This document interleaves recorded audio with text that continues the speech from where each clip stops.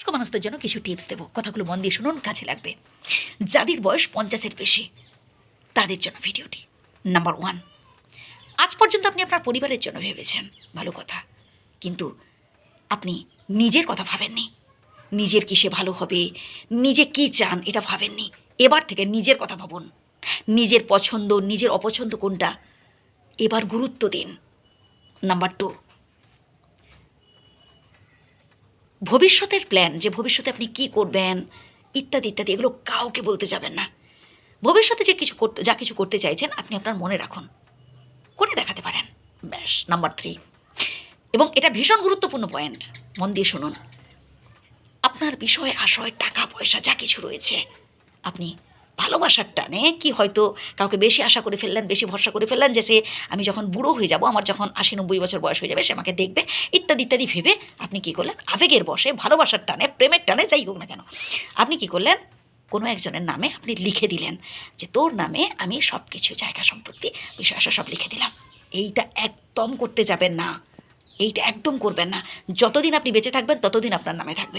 তারপর মমিনে আপনি যাকে খুশি করতে পারেন, সেটা আলাদা ব্যাপার, সেটা আপনার যাকে ভালো লাগে সেটা আপনার উপর ডিপেন্ড করছে। বাট যতদিন আপনি বেঁচে থাকবেন আপনার নামে যেন থাকে, বুঝলেন?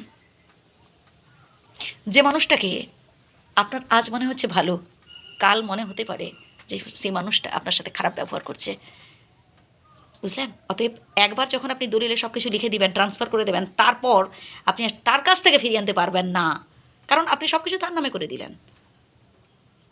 ভাই, যদি ভুল বলে থাকি আমাকে ক্ষমা করবেন, আর যদি ঠিক বলে থাকি অবশ্যই কমেন্ট করে জানাবেন। অবশ্যই আপনাদের মতামত, যাতে আমি দেখছি তো আশেপাশে বয়স্ক মানুষদের দুর্দশা আমি দেখতে পাই, আমার ভীষণ কষ্ট হয় ভাই, ভীষণ কষ্ট হয়।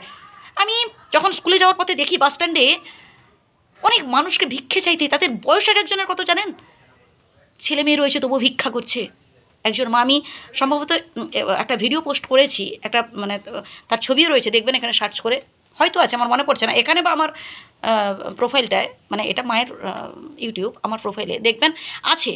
তো আমি স্কুল যাওয়ার পথে হঠাৎ করে দেখলাম একজন বয়স্ক মা, ওনার বয়স ধরুন প্রায় 80-82 খানিক হবে, ভিক্ষা চাইছে।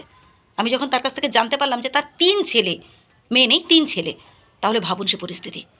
তাহলে সন্তান-সন্ততি থাকা সত্ত্বেও ভিক্ষে করে খেতে হচ্ছে, ভীষণ কষ্ট লাগে। তাই আমি চাই যে বয়স্ক মানুষদের যেন কেউ কষ্ট না দেয়। বয়স্ক মানুষরা, তারা তো দেখুন আমার বাবা মা, তারা আমাদের পৃথিবীতে এনেছেন, হ্যাঁ?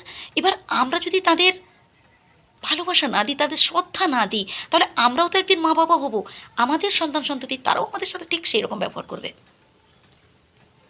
আমি একটাই রিকোয়েস্ট করব ভাই বোনেদের, যে প্লিজ মা বাবাকে অশ্রদ্ধা করবেন না, মা বাবাকে শ্রদ্ধা করুন, সম্মান করুন। পৃথিবীর সব থেকে বড়, কি বলবো, অমূল্য সম্পদ, বা তার থেকেও যদি বড় কিছু হয়, তিনি হলেন আমার মা বাবা। ভালো থাকবেন সবাই।